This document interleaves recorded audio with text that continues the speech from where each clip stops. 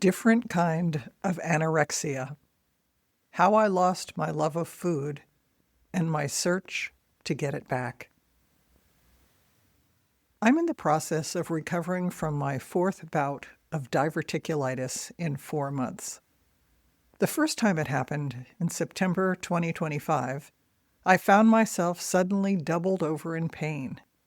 I drove myself over to my local walk-in emergency clinic and was given a CAT scan and a diagnosis.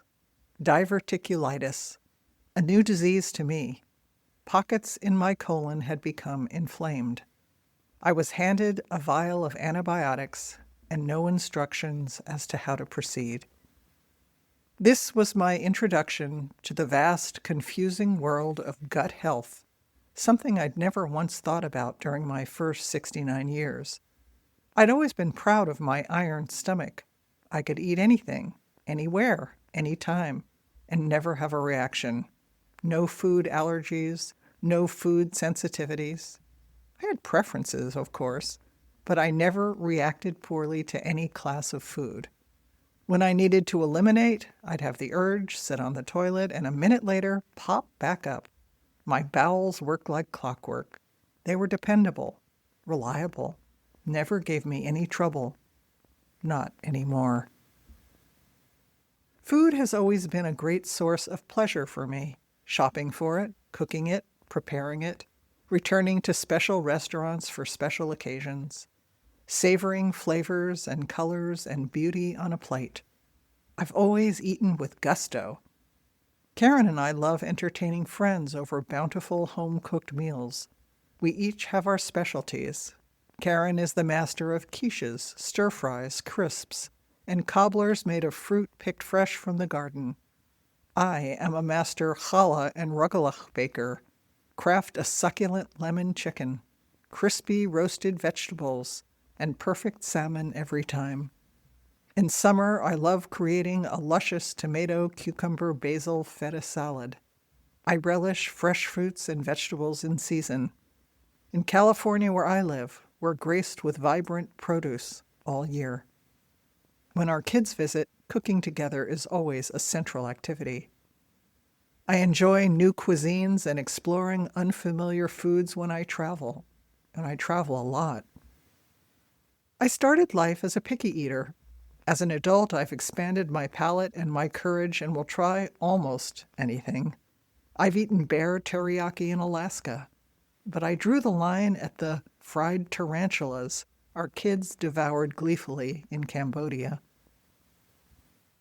My diet centers around whole foods, fresh fruits and vegetables, bright colors serenading my plate. My core relationship with food has always been one of deep appreciation, relaxation, and pleasure. It has been demoralizing to lose that sensory satisfaction and confidence. After my first diverticulitis flare, I did what I could to educate myself. I read dozens of articles, talked to friends and students who've had diverticulitis in the past, some of whom had one attack and never another, others who were still dealing with it today. Some dealt with it through diet. Others had part of their colon removed. I began following the basic protocol I heard about again and again. When you have a flare, go on a liquid diet for 3 days, slowly transition to a low-fiber diet with very bland, boring foods to rest your colon. Then, as symptoms subside, gradually add fiber, little by little, until you end up with a high-fiber diet, a strategy that is supposed to help prevent future flares. I downloaded a chart that enabled me to track every food I put in my body, every cup of liquid I drank, every bout of constipation or diarrhea, every physical symptom, all the supplements and probiotics I was taking. The stack of charts grew to be 5 inches high. As instructed, I gradually worked fiber back into my diet, but 3 weeks after my first flare, I had another one, my second. It landed me in the emergency room. I was back to a liquid diet again. Then I'd add white rice, white bread, sliced turkey.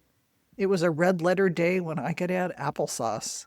I'm talking about really boring food.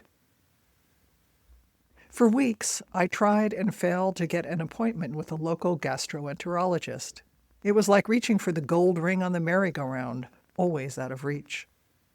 I began seeing a functional medicine doctor to discover what I might do to heal and support my gut biome. I started getting acupuncture again. I've always been a believer in the marriage of alternative and traditional Western medicine. I was trying to cover all my bases. One night, when I was feeling particularly desperate, I followed an internet black hole. Posts about gut health were suddenly proliferating all over my social media feeds. And I ended up talking to an intake worker for a program based in Australia that promised 4 months of close monitoring with a nutrition specialist and a unique system of treatment that guaranteed results when everything else had failed. The man I spoke with, clearly a good salesman, withheld the price for this very special program until the end of his encouraging, compassionate conversation with me. $7,000. That's when I said goodbye and hung up. It was shortly before my third diverticulitis flare that I found out I had breast cancer again. But it was really the diverticulitis that had my attention. It impacted my life every single day. When I finally scored an appointment at the local gastroenterology office, not with the doctor, but with his physician's assistant, the basic message I got was, "This is a very common condition for people your age. We'll just let you have flare after flare and keep losing weight until something life-threatening occurs." I was being introduced to the "you're old, what do you expect" school of medicine. I was basically being told to just accept it, my new normal. But my gut problems were disrupting my life at the deepest level. They still are. Eating is no longer a social activity. I avoid restaurants. On the rare occasion I go to someone's house for dinner, I have to dictate what can be served. And who wants to do that? Or I have to bring my own food in a plastic bento box with a snap-on lid. One of the most demoralizing parts of diverticulitis is that eating has become largely a solitary activity. Karen and I rarely eat together. She's on her dietary track, eating everything, and I'm on mine, tentatively eating a carefully controlled, limited number of foods, depending where I am in the cycle of recovery. Despite my careful regulation of what I put into my body, I had a fourth flare last week, my fourth in 4 months.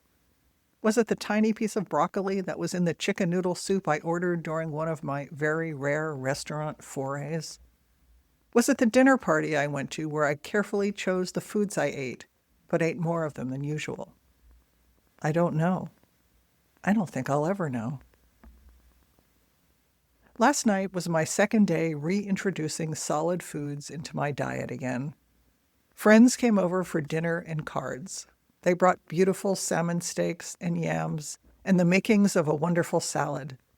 Karen baked an apple crisp. While we played euchre, Karen set out crackers and cut up carrots, spreads, and dried fruit. The three of them dove in and ate their fill. I sipped a cup of tea. When it was time for dinner, I put a tiny piece of salmon on my plate and half a yam, no butter. Their plates were piled high with fish and yams and colorful salad.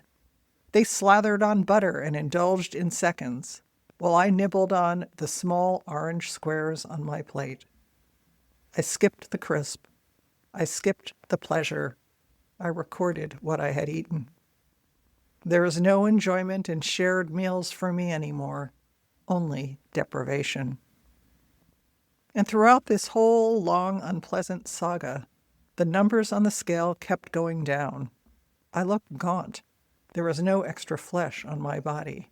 I've lost 30 pounds since September. For me, diverticulitis is far more upsetting than having cancer again. Recently, I looked up the side effects of diverticulitis. Most were familiar to me: diarrhea, constipation, gas, abdominal pain. For me, that comes and goes. But there was one side effect I'd never considered before: anorexia. I stared at that word for a long time. Then it clicked into place. That's what I was experiencing: a new form of anorexia. I've become afraid to eat. Food has become dangerous, risky, treacherous. The last 4 times I had my blood pressure taken, it's been higher than my usual low numbers. I'm not sleeping well. I'm anxious, fretting about whether I'll be well enough to take part in crucial life cycle events coming up in my future. I've lost tried and true forms of self-care. I'm too fatigued to spend hours tromping through the woods like I used to, reveling in beauty, drinking in chlorophyll. Each time my diverticulitis flares, I find myself dipping into depression. Am I going to have to live like this for the rest of my life?